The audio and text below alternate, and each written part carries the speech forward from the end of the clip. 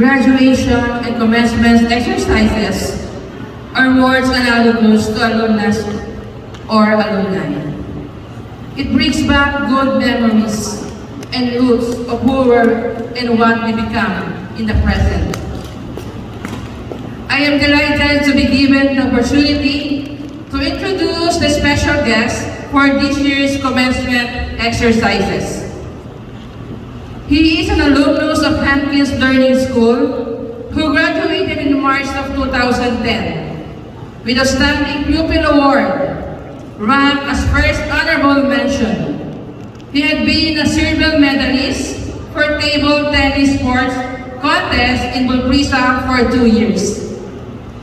He studied in Marcelo H. Del Pilar National High School for secondary education. He graduated Bachelor of Science in Geodetic Engineering in University of the Philippines and apparently passed the licensure exam. He is now a registered geodetic engineer who is currently pursuing master's degree at UP Diliman. Presently, he works at Land Management Bureau in Department of Environment and Natural Resources as geodetic engineer. His work is focused and involved in land disposition and policy-related functions. He is a dedicated environmentalist. Today, he comes home to us to grace us all with his presence, to share and inspire us with his story and journey. Ladies and gentlemen, please help me welcome with a warm round of applause our guest speaker for today, no other than Engineer Julian Carlos D. Paybayon.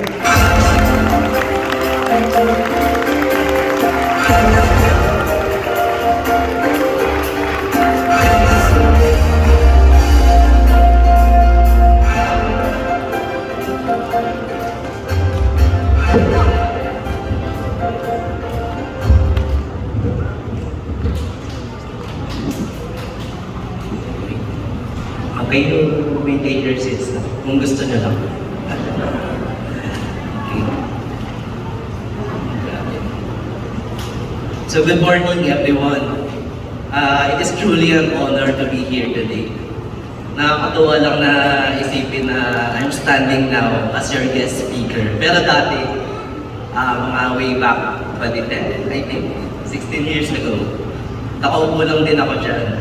Minsan, inaantok, nakikinig, tapos iniisip na kung saan kakain mamaya. Okay. Naalala ko nung time ko, I was also assigned na mag-speech, pero as magbigay ng welcome remarks. Tapos grabe yung kapa ko nun. I was really nervous. Na-memorize yung 500 na English words para lang sa speech na yun. Ngayon, kung mababalik ako sa time na yun, ang masasabi ko lang sa kid me, sa young me, na breathe. Welcome remarks lang yan. I-welcome mo lang yung na-invite na politiko ni Ms. Hankins. Okay? Now, iba naman yung reason kung bakit kinakabahan ako. Bakit kaya? Dahil ba maraming tao ngayon at nagkasalita ko? Hindi. Pero, kinakabahan ako kasi my role right now is to inspire you in the next step of your journey. Okay? So, a little about me first base sa introduction kanina na alam na sa Hankins Learning School, dito nagsimula lahat yung basics, yung values, at syempre yung mga first achievements. Pati na yung mga unang paalam sa parents natin na may project para makapag-stay sa school muna after uwian. Pero makikipagkwentuhan lang at laro sa mga kasama natin. Ginagawa ba rin ba? Okay. May mga umuho. Like many of you right now, I didn't have anything figured out back then. Hindi ko alam na magiging engineer ako. Ang alam ko lang, kailangan ko lang pumasok, makinig, at pumasa. Step by step lang. After this, I went to my high school sa Marcelo H. Del Pilar National High School. Then sa college sa University of the Philippines where I studied geodetic engineering. Ngayon, I work at the Land Management Bureau under the DENR. And I am also continuing my studies. Hanggang ngayon nag-aaral pa rin ako as Masters in Environmental Engineering naman. Pero enough about me. This day is about you. The class of grade 6 and kinder. Kung may isang bagay na gusto ko i-share sa inyo, ito yun. Success is not about being the smartest or the fastest. It's about showing up every day and doing your best, even when it's hard, even when you don't feel like it, especially when you don't feel like it. Kasi, to be honest, hindi madali. Hindi siya laging madali. May mga araw na okay, makapasok ka, magawa mo lahat. May mga araw na tinatamad ka, may mga subjects na parang ayaw mo kayo mag-cooperate. Tapos, may mga pagkakataon na parang unfair yung mga nangyayari. Yung mga nangyayari sa mundo ngayon ay parang na didissuade ka sa pag-try ng best mo. And that's okay. Normal yun. What matters is that you keep going. Okay. Gusto ko rin mag-take ng moment na to say how proud I am of everyone, especially to sa pinsang ko na nag-graduate rin today. Tapos alam ko na hindi naging madali yung journey. May mga challenges, may mga unexpected at unfair na nangyari, but you still made it. And that is something worth celebrating. Para sa iyo at sa lahat ng mga tulad mo dito today, yung mga nagsikap kahit nahirapan, yung mga hindi sumuko, kahit minsan parang hirap na, your efforts are worth commending. Hindi man naging perfect ang journey, pero you showed strength, and that matters. So, bago sa lahat, give yourselves a round of applause mo lang.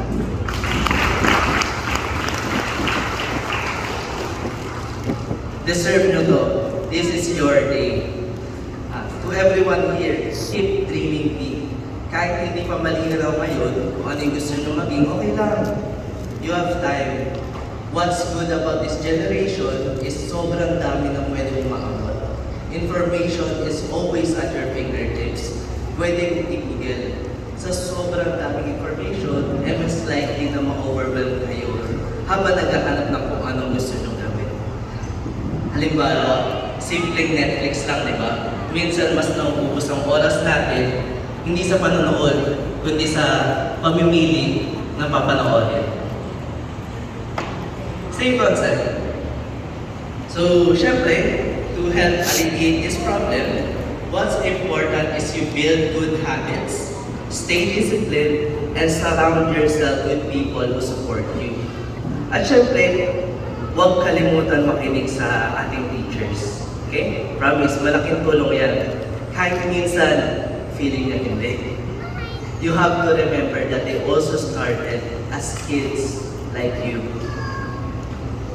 One day, you might find yourself coming back here too, standing in front of students just like you, sharing your own story. And pag dumating yung time na yun, I hope that you can say that you gave your best. So, I'm not going to keep you any longer. Sabi ko nga kanina, this is your day. Kayo ang main characters today. Sa mga ating teachers, after this, keep learning about yourselves and I hope you have fun along the way. Sa mga nagtapos ng primary education, I do hope na nabigyan kayo ng kahit konting preview lang kung anong in-store sa inyo once you step out of this venue. If you need to talk to me more personally, if you need any advices, well, sa dulo na masagana, merong kapihan ng military doon, makikita na lang ako. Dahil lang kayo.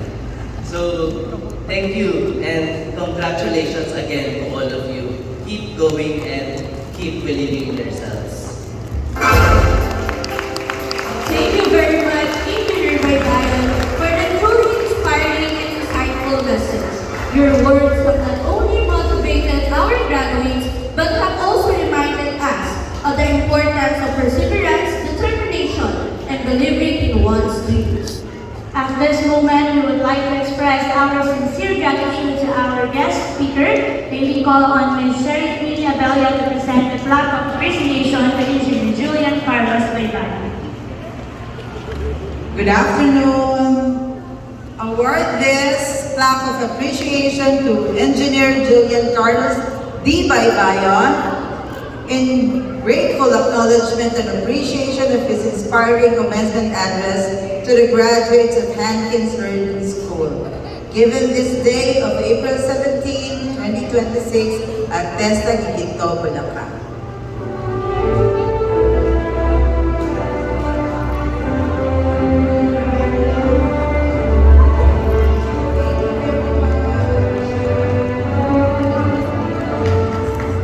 Once again, thank you, Engineer Julian Carlos Baybayon, for sharing